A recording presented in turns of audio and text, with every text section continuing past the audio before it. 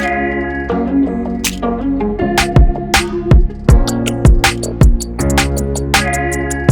Assalamualaikum warahmatullahi wabarakatuh. Hari ini episod eksklusif at Profima, episod ke-30 31. Kita bersiaran, insyaAllah kita akan cuba seberapa banyak episod yang kita boleh membawakan isu-isu tentang kru-kru filem Malaysia dan juga memberikan informasi ataupun apa-apa perkara yang kita nak bincangkan, kita akan bawa dalam pentas dan ruang ini. Hari ini kami bersama dengan seorang yang legend, tidak asing lagi dalam industri perfilman kita. Siapa dia, Cik Syimah? Tentu saja.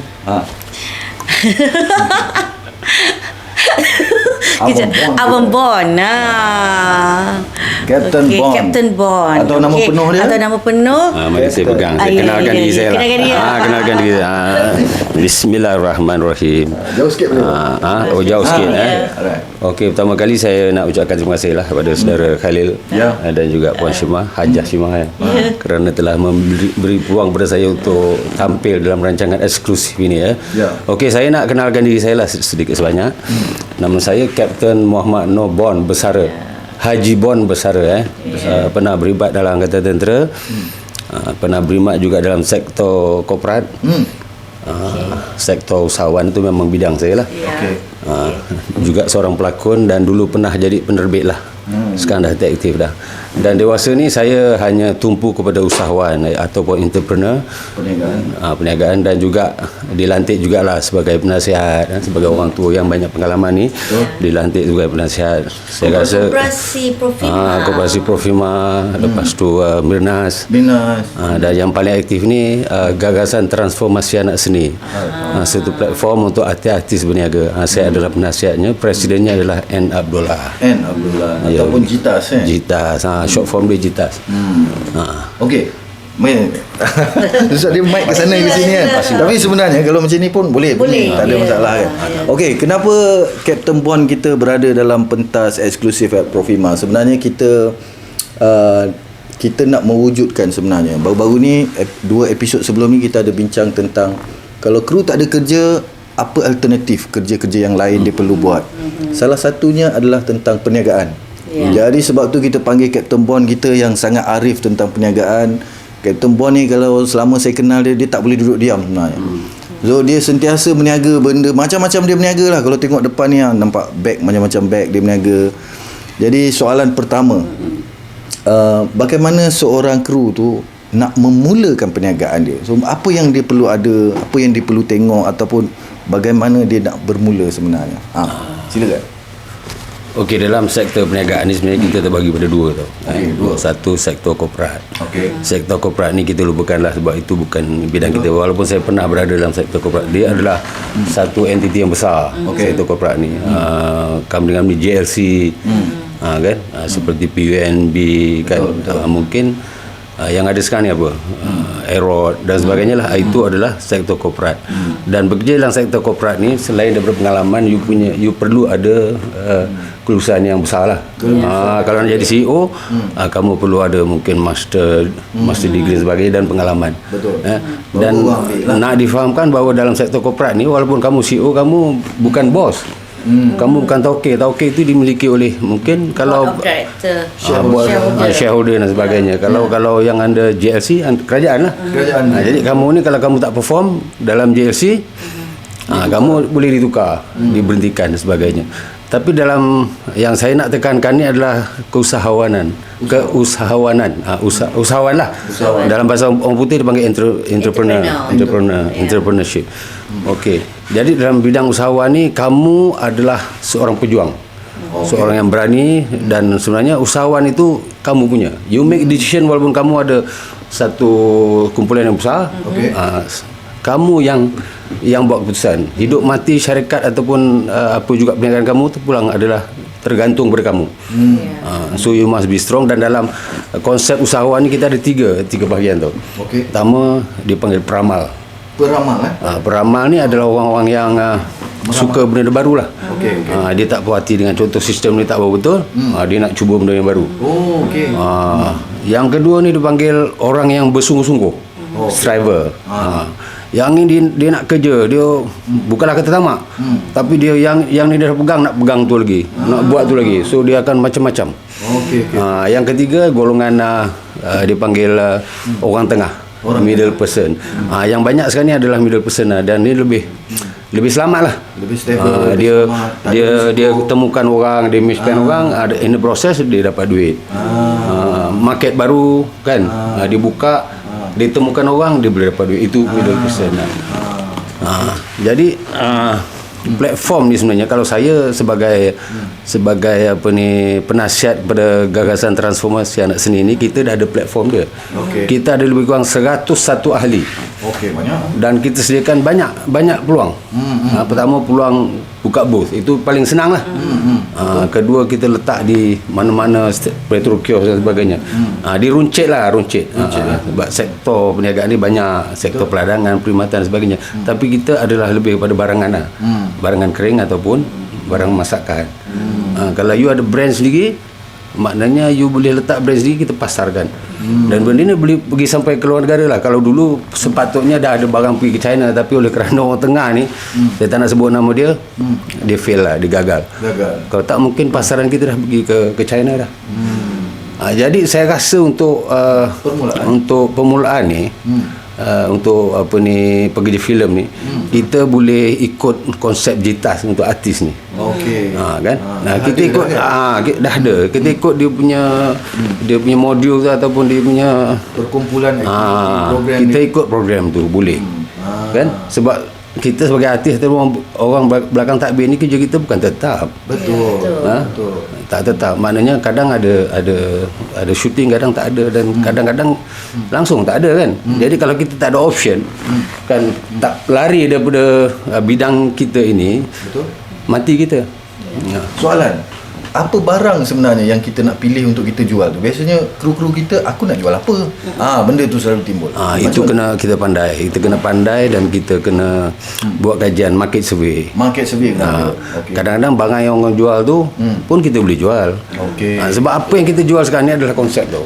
Orang lebih suka pada konsep. Sebagai contoh saya sendiri, saya boleh jual ni di bawah kemah. Tapi saya memilih untuk membeli satu bas yang besar kan, bas sekolah tu. Saya jual barang-barang dalam bas. Dalam tu saya buat secara eksklusif. Dan barang-barang yang saya jual pun adalah barang-barang yang eksklusif lah. Barang terpakai, yang dah pakai tapi cantik sangat. Contoh ni brand Louis Vuitton kan, ni original ni. Contohnya. Jadi orang terpikat, dia tengok bas tu, orang tanya apa dalam bas tu kan.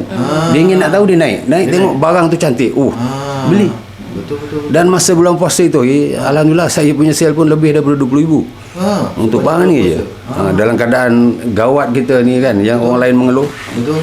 Bermakna kita kena bijak. Apa barang yang kita nak jual tu, kita fikirlah. Kita kena buat market survey. Apa yang orang selalu guna, orang selalu pakai, keperluan. Tapi konsep paling utama. Konsep. Sekarang orang jual konsep. Kan? Sebab tu orang ni, macam saya sendiri, penampilan tu saya sangat penting. Kan? First impression orang tu. Betul. Saya jual barang macam ni, saya terpaksa pakai pakaian yang setarap dengan dia lah. Kan? Saya tak boleh pakai slipper, saya tak boleh pakai t-shirt boleh, tapi biar yang cantik. Jadi orang tengok kita, saya bawa. Contohnya lah, banyak barang saya jual ni, bila saya berjalan, saya bawa.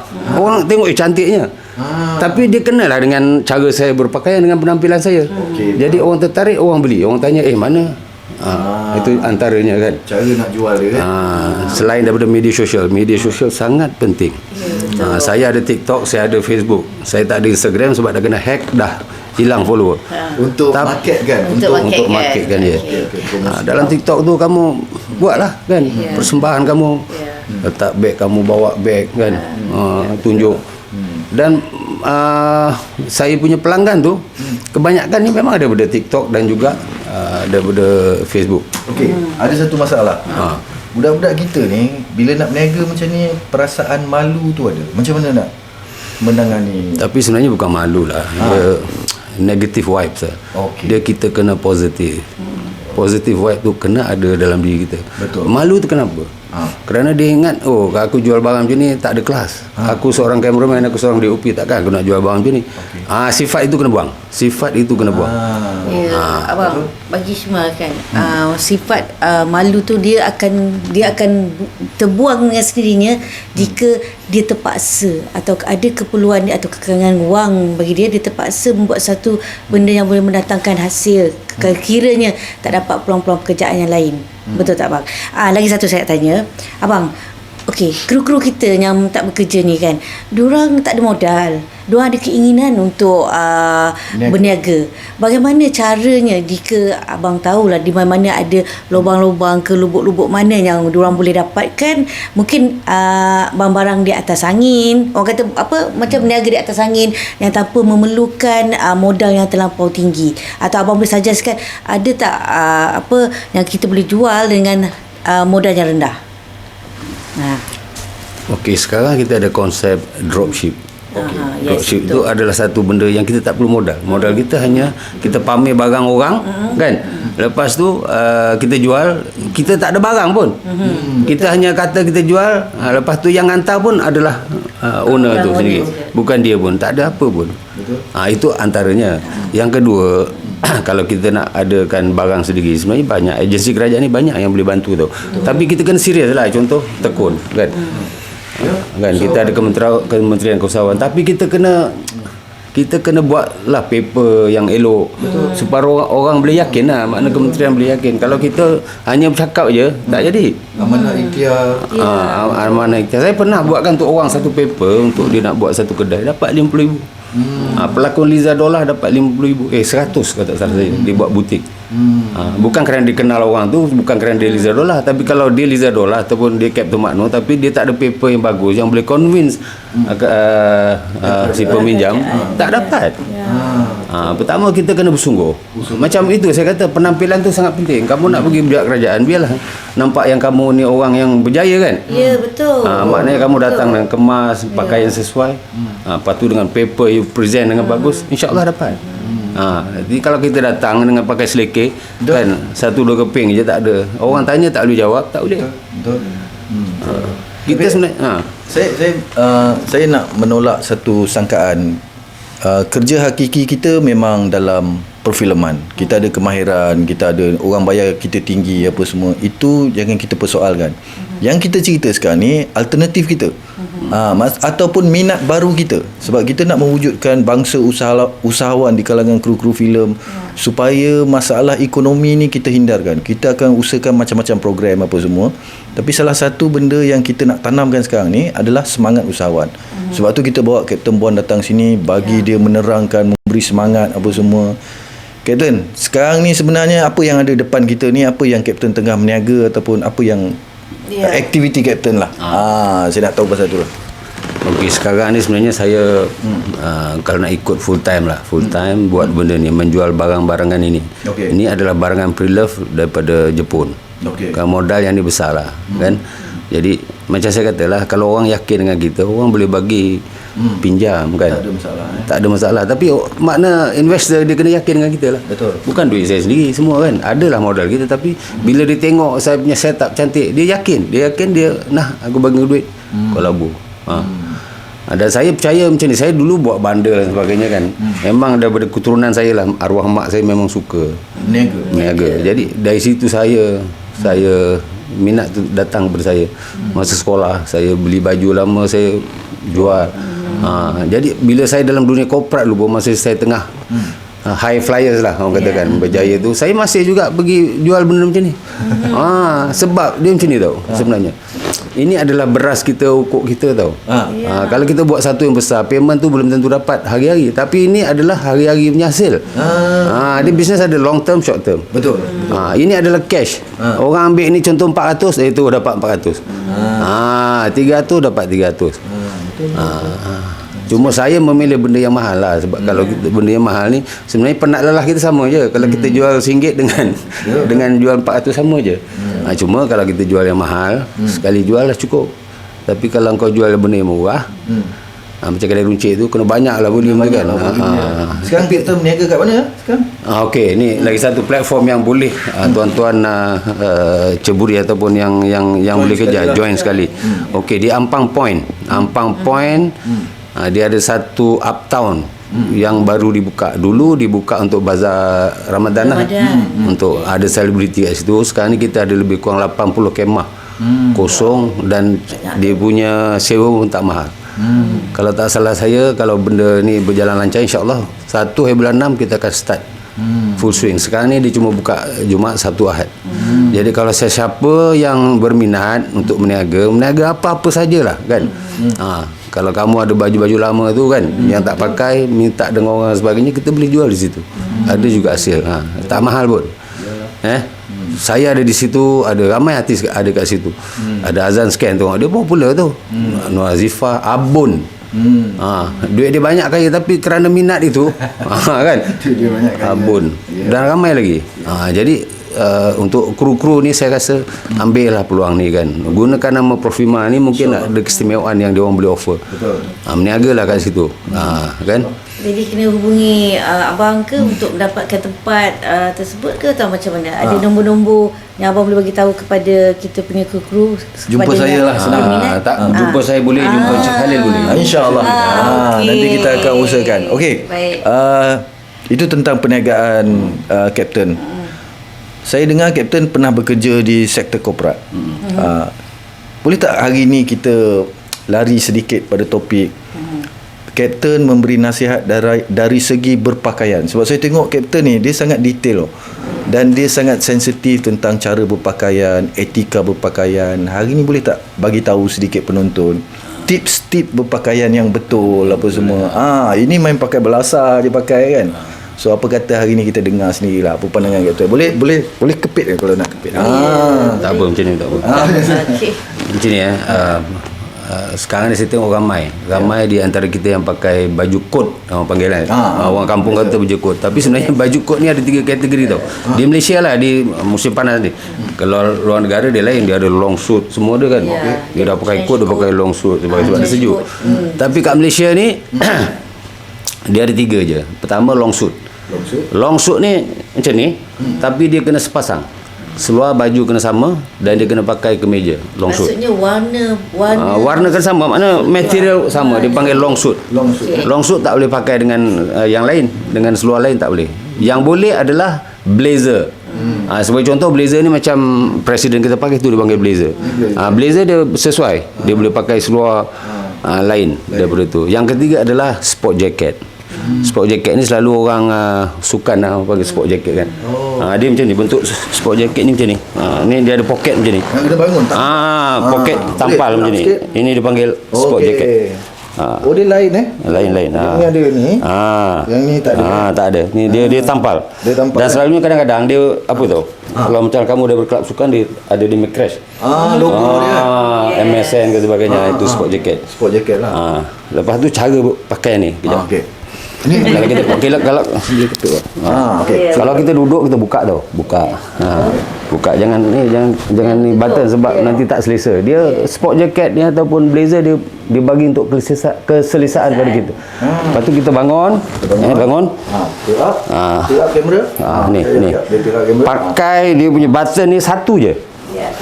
Kalau ada 3, satu di bawah ni mesti dibuka. Okey, bawah buka lah. Itu undang-undang. Saya pun tak tahu siapa cipta undang-undang dia, tapi itu dia. Yalah, yang ni satu je. Satu pakai tak apa. Tapi kalau 2, dia mesti satu buka. Itu dia undang-undang. Jadi kalau kita nampak orang tu pakai, dua-dua pasang, salah lah tu. Itu undang-undang, bukan saya yang cipta. Bila nak duduk, macam ni. Duduk. Lepas tu kalau nak duduk tu sebenarnya kena sopan juga ni kan. Macam ni.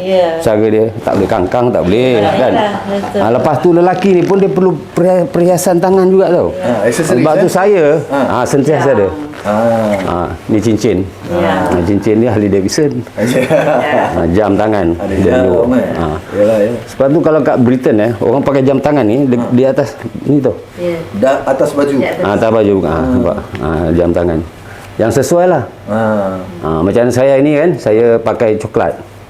Gold rose. Pihak saya pun saya pakai macam tu lah. Rose gold rose gold. Ni macam ni. Lepas tu kalau seluar kena yang coklat lah. Kalau ini hitam. Lepas tu sport jacket ni dia boleh pakai dengan apa-apa pun. T-shirt boleh. Kalau cantik turtleneck, lawa tu. Turtleneck. Itu sport jacket. Lepas tu kalau yang mata sepit macam saya pakai cermin mata hitam. Itu dari segi blazer atau coat tapi dalam pemakaian lah. Kadang-kadang ada macam ni. Macam ni dia pakai kena ada kemeja apa semua. Boleh. Color dia macam mana? Maksudnya lebih baik kontras daripada dia boleh sebenarnya kan. Tapi cantik kontras lah kan. Kalau pakai ni yang cerah lah dalam kan. Dari segi aksesoris lain macam tie, bow semua itu tie ni sebenarnya orang dah tak pakai tie dah. Orang korporat pun tak pakai tie dah sekarang. Orang politik pun tak pakai tie. PM pun tak pakai tie dah. Ikut PMX tak pakai. Kan. Tapi kalau majlis rasmi formal kena nak jumpa Sultan Agong. Patutnya kalau kita nak pergi jumpa PM kena pakai tie lah. Tapi dah PM pun tak pakai tie, semua orang tak pakai tie. Menteri semua tak pakai tie kan. Dia dah jadi semi formal lah. Tapi kalau tuxedo tu itu lain kena. Tuxedo tu untuk kita ni, untuk kita dinner, acara dinner rasmi. Macam tu lah. Tak masuk dalam tuxedo. Pemakaian harian bukan lah. Bukan. Tuxedo ni dia lain pattern dia kan. Dia hitam ataupun apa warna pun dia kena ada dia punya apa dia panggil tu? Tie, bow tie. Lepas tu kena ada dia punya apa dia panggil tu? Bengkung. So dia punya completenya itu kalau untuk dinner lah. Itu dipanggil black tie. Black tie boleh juga dipakai dengan apa? Tie yang hitam, baju putih itu boleh juga. Tapi black tie yang betulnya adalah yang pakai bow tie. Itu dinner. Saya tengok cara pemakaian sekarang ni, kadang-kadang orang dah mix atau campur. Kadang-kadang formal di atas, bawah sneakers. So apa pendapat maksudnya? Kalau dalam buku tu sebenarnya tak ada. Tapi oleh kerana musim dah berubah kan. Sebenarnya kalau nak ikut pun blazer ni dia ada measurement dia. Kalau kita tempah blazer dia ada. Dia contoh kan dia kena kat punggung tu ada ni. Tapi sekarang orang pakai kan kecil kan. Tapi tak boleh nak buat apa sebab benda tu dah jadi trend sekarang. Tapi kalau ikut undang-undang buku tak ada. Pakai dengan sneakers. Kalau ikut salah lah. Tapi dah bila benda dah jadi trend. Setengah tu pakai blazer kan, pakai seluar pendek pun ada kan. Ada. Tapi kalau dah itulah yang orang suka kan. Yang kita cerita ni kebiasaan kan. Kebiasaan. Okey, kita dah berbicara tentang usahawan, kita berbicara sedikit tentang tip pemakaian. Ada apa-apa lagi nak bercakap, nak bertanya tentang Captain Bond ni? Bukan senang jumpa Captain Bond ni. Jauh datang. Jauh datang ni kan. Ada apa-apa nak tanya? Pertanyaan dia. Okey, abang. Abang, saya dengar itu abang nak menerbitkan filem